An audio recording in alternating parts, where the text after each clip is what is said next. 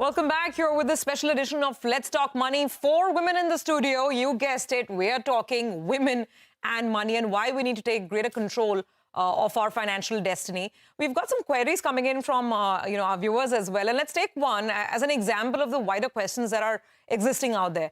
Sakshi has sent us this question. She says she's 28 years old and she has a dependent parent. Her mother is dependent on her.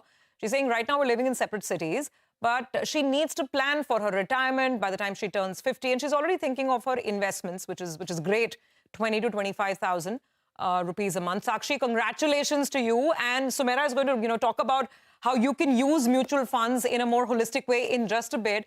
But I want to take this question and draw it to a larger sort of canvas as well. And Neha, you come in over here. So this is exactly what we were discussing, right? Having our individual requirements as women. Now, today, Sakshi is 28. At some point in time, if she decides to get married, she'll have her own family. And then how do you legally ensure that your independent financial requirements, your independent need for financial security doesn't get compromised, even though you're staying in a family? Is it enough to depend on your father or your spouse or your brother for your financial security and needs? So see, first thing that I always tell women specifically, that have your investments in your name. So at least you have that ownership with you, that this belongs to me. Example of Sakshi, if she wants to take care of her mother, probably she should have investments along with her mother. That in case something happens to Sakshi, then at least her mother gets the assets in her name. Mother is secured in that manner. Second thing, she's going to get married, she's going to have kids, she'll have a family and obligations around it. She is going to put in a large amount of her time, money and energy over there. She needs to create a corpus slowly and steadily, specifically for mother, because mother, I'm guessing she should be around 55, 60 if she is 28. She needs to realize there is an old age waiting for her mother. That calls for health issues. There should be an insurance in place for mother. So these are things she should start taking from today for her mother. She should start making her mother nominee in areas where she thinks that she can help her. There is a specific plan which I think Suresha will talk about, the SWP, which can help her mother also. Also, one of the things that I always tell people, that make a will. However young you are, you have assets in your name, make a will. Make provisions in your will that what do you want to do with your money. You have money, you want to take care of your mother, you nominate her, you put her name in the will, you ensure that the assets go to her. Inform your mother about it. Yes, absolutely. Very important. Let me extrapolate this, and this is just from an illustration standpoint. Say in this case, eventually the girl has inheritance coming her way through her family, through the mother, etc. Then as women, now whether we are young women or middle-aged women or old women, what should we keep in mind? Because the moment there's inheritance coming in, there's bound to be a lot of very tough conversations.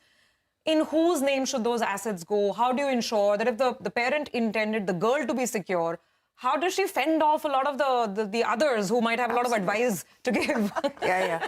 Money calls a lot of honeybees. So, see, one of the things, as I said earlier, you need to have the money in your name. If it's a large corpus, keep it in a private trust. That's the best way of securing and safeguarding. What we have seen over the years, in the past, women get money as inheritance from their father or from their husband.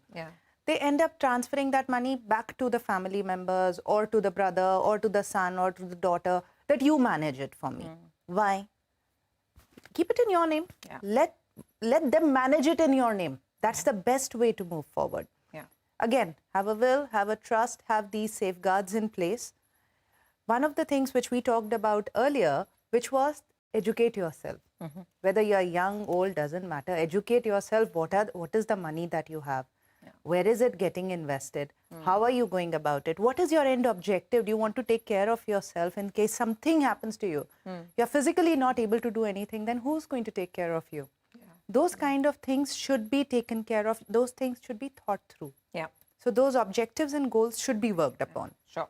Okay, very quickly, 1 minute each for final thoughts. Since our viewer was talking about, using mutual funds and starting out that wealth journey, Sumaira, there was also, by the way, one more query saying, is there anything specific mutual funds can do for women or some specific products which can solve for women's needs? There isn't a specific product, but now there is so much flexibility with mutual funds, right? So you can actually use them to, tailor make solutions for you, right? So there is, like Neha mentioned, the systematic withdrawal plan, right? SWP.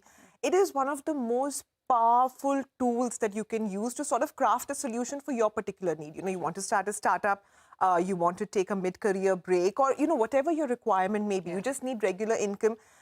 An SWP, I don't have time to explain it fully, but an SWP can actually create income while at the same time your the capital that you have invested continues to grow. So it is possible to tailor make any sort of solution. You don't need a product per se. You just need to customize the solution to your need. Okay, fantastic. So SWP, keep that in mind along with all the SIPs that you're doing. Finally, last 60 seconds on the show, you have the hardest part. You have to recap all of this for us, Priti. Wow. Checklist for women, young, middle-aged, old, whichever way. Okay. So the first checklist for any woman is to have a financial document checklist. Whether you are affluent, middle income, family wealth, you should have a financial document checklist. Where is the money invested? What is the insurance? All of that, right? So that tomorrow, if you're left on your own, you know exactly what to look through. Second most important thing is to start and take charge of two goals in your life: an emergency fund and a retirement fund. I actually call the retirement fund financial freedom fund these days because I think that's more what women are thinking about. And start investing even small amounts. The minute you start earning, start putting money in both of these. It will grow. Keep, do the step up SIP, all of that, right? And mutual funds are a great way to start your financial planning and get into it. Third, most important, again, take an insurance policy. People really discount insurance, but particularly a health insurance for yourself or your dependents, because that is the one thing that could eat into your savings and investments. And last but not the least is to learn to draw out your financial goals. Once you have jumped into the sea, you've invested 1,000 rupees, you will make sure as a woman that you follow up and see where it is going. And I think that's the first step. So keep yourself informed, do a little bit of learning. It doesn't take much time. Money management can only be as complicated as you make it. Fundamentally, it is very, very simple. Absolutely. So start, begin, don't delay this. Wonderful, wonderful advice, ladies. Thank you very much. I know we can go on for a long time because it's a really deep issue, but I think it's a good start. And hopefully this is the first of many more conversations ahead. Thank you for coming in and giving us the basics of money management that all of us women need to keep in mind. All right, with this, it's a wrap on this edition of Let's Talk Money. Do remember, keep sending us your feedback, your comments and queries. See you again next week.